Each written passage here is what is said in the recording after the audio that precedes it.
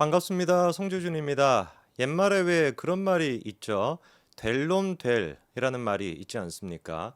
그 될 놈은 뭘 해도 잘 된다라는 것인데 이 반대로 생각해 본다면 안 될 놈은 뭘 해도 안 된다라는 뜻이겠죠. 오늘 그러면은 저희 영상에서 다뤄봐야 되는 안 될 놈, 이 놈이 바로 누굴까? 누구겠습니까? 당연히 이재명 대표겠죠. 이재명 대표 같은 경우는 필사적으로 뭐 글자 그대로 수단과 방법을 가리지 않고 자기에 대한 사법 리스크를 늦추고 있습니다. 이 늦춘다라고 하는 표현이 제일 적절할 것 같아요. 많은 분들은 이제 그것 때문에 왜 이재명에 대한 유죄 판결이 안 나오냐 답답함을 느끼실 것 같은데 이 놀라울 정도로 그쪽으로는 이재명 대표가 잔머리가 잘 굴러가다 보니까 정말 또 뭐 변호사 출신입니다. 놀랍게도 이재명이 사법고시도 통과를 한 남국이 같은 로펌 뭡니까 그 이제 그 로스쿨이 아니라 사법고시도 통과하고 하다 보니까 법적인 수단을 총동원해 가지고 어떻게 해서든지 간에 재판을 지금까지 늦춰왔죠. 그렇죠? 뭐 단식 투쟁 같은 쇼도 하고 뭐 피스도 뭐 있기도 했었고 그 뭐 녹색병원도 가고 막 별의별 게 있었습니다. 그럼에도 불구하고 이재명 주변에 있는 사람들은 하나같이 다 어떻게 됐어요? 유죄입니다.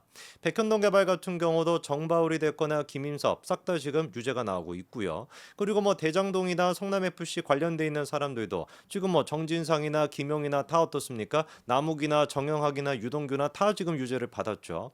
그리고 대북송금과 관련된 문제도 지금 이제 이화영 9년 6개월이나 선고받았고요. 김성태 같은 경우도 집행유예가 선고가 됐습니다. 다 그러니까 주변에 있는 사람들이 유죄입니다. 그럼 이재명 대표 같은 경우는 이 모든 어떤 사건의 중심부에 있고 이재명이 없다라고 한다면 사건 자체가 성립이 안 되는 사건들인데 이재명도 100% 어떻게 될 수밖에 없어요. 유죄가 나올 수밖에 없는 거죠. 그거를 이제 여러 가지 수단을 써가지고 늦추는 것뿐인데 만약에 지금 정부가 문재인 정부였다. 그리고 또 법무부 장관이 김명수 같은 사람이었고 김명수나 그리고 또 문재인 같은 사람이 임명했던 대법관들이 들어가 있는 대법원이었다라고 한다면 정말로 이재명에 대한 운명은 이 임기 5년 동안은 끝나지 않았을 수도 있습니다. 그러나 여러분들이 알고 계시는 것처럼 0.7%의 차이로 우리는 정권 교체를 해냈고 그 정권 교체가 됐기 때문에 김명수가 아니라 조의대 체제가 되어 있고 그리고 그 밑에 이제 대법관들 또한 마찬가지로 대통령이 임명하고 여당이 임명하고 대법원장이 임명하는 사람들이 들어가 있다 보니까 헌재 구성이 됐거나 대법원이 구성이 됐거나 보수적이고 상식적인 분들이 많이 들어갈 수가 있었죠. 그렇기 때문에 이재명에 대한 처분도 어떻습니까? 지극히 상식적인 판단, 김명숙 대와는 상상도 할 수 없는 지극히 상식적인 판결들이 나오고 있습니다. 이번에 같은 경우도 마찬가지입니다. 이정섭 차장검사. 사실 이제 우리가 생각해 봤을 때 이정섭이라고 하는 석자를 언제 들어보겠습니까? 아니 뭐 솔직히 이정섭을 넘어가지고 일반 국민들 같은 경우는 검찰총장 이름이 뭐냐를 아는 것도 비정상이에요. 해외에 살고 계시는 분들도 많으실 것 같은데요. 한번 생각해 보십시오. 야, 우리나라 검찰총장 누구지? 대한민국 말고 미국의 검찰총장 누구지? 유럽의 또 뭐 어떤 국가의 검찰총장이 누구지?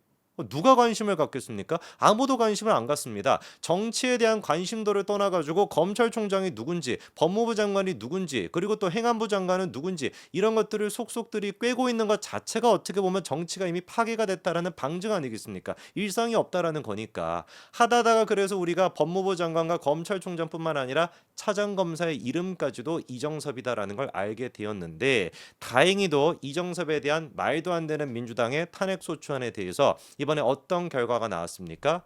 만장일치로 기각 결정이 나왔습니다. 야, 이거는 제가 진짜 뭐라고 할까요? 무슨 뭐 효과음이나 이런 어떤 특수 효과가 나면 빵빠레지고 막 터지고 막 이랬으면 좋겠는데 그거는 제가 할 줄을 모르니까 그냥 이제 발로만 빵 터지고 있다라고 여러분 상상으로만 이렇게 막 폭죽 같은 거 머릿속에서 그리시면 될 것 같아요.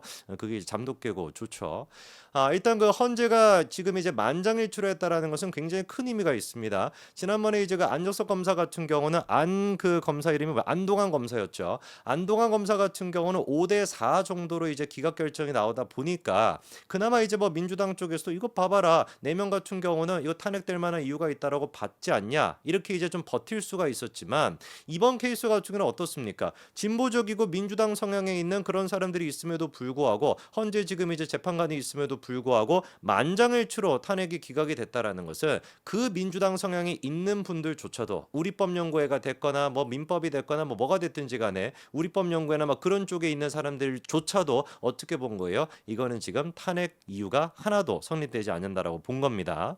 근데 이게 문제가 되는 게 뭐냐면 우리한테는 이게 이제 호재고 이재명한테는 악몽이 될 수밖에 없는 게 지금 이제 시점이 어떻습니까? 이미 이제 그 대북 송금 문제 같은 경우는 이화영에 대한 1심 판결이 나왔어요. 9년 6개월이 나왔고 항소심 공판이 지금 진행 중인 상태입니다. 김성태 같은 경우도 마찬가지로 지금 1심 결과가 나왔고요. 이재명 같은 경우는 최근 들어가지고 이제 첫 번째 공판이 열렸습니다. 그게 27일 날 이제 대북 송금에 대한 첫 번째 공판이 열렸고 그때 같은 경우는 이재명 변호인 측에서 사건에 대한 정리가 안 됐다고 사건 자체가 워낙에 크다 보니까 사건에 대한 정리가 안 됐다라고 해가지고 공판이 그냥 열리자마자 준비기일이니까 그때는 30분 만에 끝났고요. 10월 8일에 이제 다시 열리게 되는데 뭐 그런 식으로도 뭐 시간을 좀 끌으려고 하는 거겠죠. 사건 준비가 안 됐다라는 식으로. 근데 이게 문제가 뭐냐? 이 사건을 지금 담당하고 있는 부장판사가 누굽니까? 신진우라는 거예요. 신진우 부장판사 같은 경우는 만약에 다른 판사였다라고 한다면 이 사건이 지금 이제 검찰이 제출한 지금 증거에 대한 그 쪽수만 하더라도 5만 페이지 가까이가 된다라는 거예요. 8만 페이지 가까이나 된다라는 거 아닙니까? 그러니까 이게 5만 페이지. 그러니까 책으로 했었을 때 요 정도 두께로 봤을 때 거의 한 80권 가까이 되는 분량이 어마어마한 분량인데 다른 판사 같은 경우는 이거 뭐 사건 파악하고 뭐 도중에 또 바뀌고 이래버리면은 이거 뭐 세워라 되어라 보게 되는데 신진우 부장판사는 어떻습니까? 완벽하게 대한민국의 어느 누구보다도 대북 송금에 대해 가지고 전문가 중에 전문가가 신진우죠. 이미 이화영에 대해 가지고 그래서 유죄 판결을 내렸고 김성태도 유죄 판결을 내렸으니까 두 사람이 뭐입니까? 주연 배우잖아요. 조연 배우가 누구고 이재명이고 그러니까 이재명에 대한 사건이나 이화영이나 김성태나 똑같기 때문에 신진우 부장판사는 아무리 이재명 쪽에서 시간을 끈다라고 할지라도 어떻게 할 수밖에 없다. 사건을 다 알고 있기 때문에 2월달 전에 인사이동 전에 이거를 결판을 낼 수밖에 없고요. 그리고 또 이정섭 차장검사가 어떤 사람입니까? 이재명 담당 검사잖아요. 이재명 담당 검사로서 이게 담당하고 있던 사건이 한두 가지가 아닙니다. 쌍방울 일단 대북 송금에 대해서 당연히 수사를 담당했었고요. 그리고 또 쌍방울이 이재명한테 쪼개기 후원을 해줬다라고 하는 거 이것 또한 마찬가지로 수사하고 있었고 이재명과 김혜경 두 사람의 법인카드 유용에 대한 거 그것도 수사하고 있었고요. 쌍방울의 횡령 배임까지 또한 마찬가지로 수사하고 있었습니다. 완벽하게 이재명에 대한 굵직굵직한 사건을 다 담당하고 있었던 게 바로 이정섭인데 그 이정섭이 이제 복귀를 한 거예요. 어떤 시점에 하필이면 어떤 시점에 이재명에 대한 공판이 시작된 직후에 이게 지금 이재명한테는 어떤 의미일지 왼쪽에는 지금 이제 신준호가 있고 왼쪽에 있다면 좀 기분 나쁘시려나? 뭐 양쪽 다 오른쪽에 있다 하죠 뭐. 오른쪽에도 신준호가 있고 오른쪽에도 지금 이정섭이 있는 상태에서 이재명이 과연 무슨 생각을 할까? 검사 누구보다도 자기에 대한 사건을 꿰뚫어 보고 있는 지금 이정섭 그리고 또 대북 송금에 대해서 최고 대한민국 전문가라고 할 수 있는 신진호 두 사람이 수사하고 두 사람이 판결을 내린다라고 한다면 이재명의 지금 상황이 어떨까? 한마디로 진짜 먼 줄 탈 수밖에 없는 상황입니다. 애당초 이제 민주당 같은 경우는 이정섭 에 대해 가지고 어떤 의혹을 가지고 이제 탄핵 소추안을 통과를 시켰냐?